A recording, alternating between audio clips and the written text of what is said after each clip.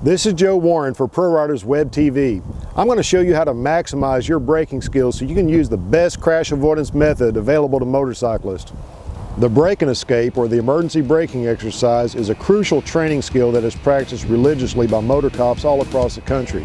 This exercise is designed to help the rider to develop the skill and the confidence needed to successfully slow his motorcycle quickly during an emergency braking situation. As always, anytime you practice any riding maneuver on the motorcycle, never practice alone, and especially with this exercise. A modern motorcycle with disc brakes can oftentimes outstop a car on dry pavement, provided the rider is skilled enough to apply both the front and rear brake to their fullest potential. The motorcycle gets the most effective braking from the front brake. More than 80% of your stopping power comes from the front.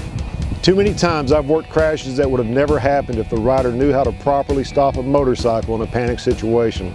And I still run into riders today who tell me they rely on their rear brake as their only way to stop a bike. To practice using your brakes to their maximum potential, we'll set up the Police Motorcycle brake and escape exercise. Set up your course to include a 65-foot braking lane and add a 10-foot by 20-foot box at the end with a 6-foot gate to either side to use as your escape path. Make sure you have at least about 300 feet to work with to allow you enough room to accelerate the speed and leave some room past the exercise as a safety cushion. You can just use sidewalk chalk, but these little cones we use make for a great training tool that you can easily carry. Let's break this exercise down into two parts, and we'll start with the most crucial part of the exercise, the braking. It's very important to start slow, so enter the exercise starting only at 20 miles per hour. Consciously focus on using that front brake and use the rear brake lightly. At the first cone, using all 4 fingers, apply steady pressure to the front brake lever. Don't snatch the front brake lever and don't baby it. You want to maximize your braking ability. As soon as that weight starts to transfer to the front, add light pressure to the rear brake, steadily increasing pressure to the rear without locking your rear tire. This weight transfer occurs quickly, so the application of the front and rear is almost simultaneous. While you're decelerating, remember to bring in the clutch and downshift to first gear so you can drive out of the escape box at the end of the exercise.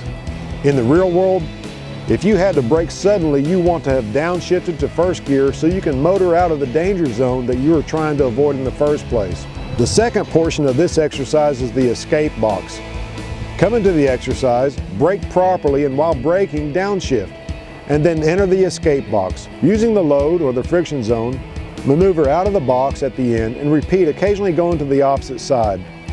Once you're comfortable at 20 miles an hour, increase your speed gradually to 25, 30, and then no more than 40 miles per hour. Continue practicing this skill until using the front and rear brakes to their maximum stopping ability is second nature. This is an exercise that you can't practice enough and should be one you always go back to when it's time to get out the chalk and the measuring tape for your next practice session. Subscribe to Prorider Motor Skills on YouTube or go to ProriderMC.com for more videos and training tips designed for motor cops but made available to everyone.